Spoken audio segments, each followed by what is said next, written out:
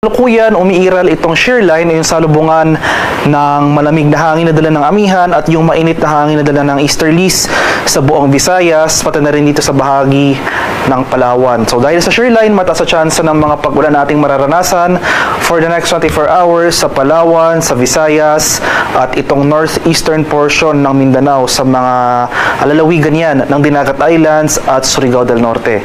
Samantala dahil naman sa easterlies o yung mainit na hangin galing sa Karakatang Pasipiko, nakikita natin dito sa ating latest satellite images, itong mga makakapal na kaulapan na nakakaapekto sa Mindanao ay ang patuloy na epekto ng nasabing weather system. Kaya for the rest of Mindanao, asahan na rin natin itong mga kalat-kalat na pag-ulan, pagkulog at pagkidlat.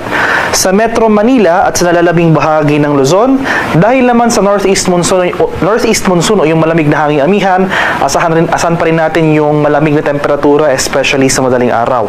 Mataas sa tsansa ng mga kaulapan at pag-ulan ang ating inaasahan na dulot ng amihan sa bahagi ng Batanes at Cagayan, kabilang na dyan ang Babuyan Island. Samantalang fair weather ating mararanasan sa Metro Manila and the rest of Luzon, maliban na lamang sa mga tsansa ng light rains o pag-ambon.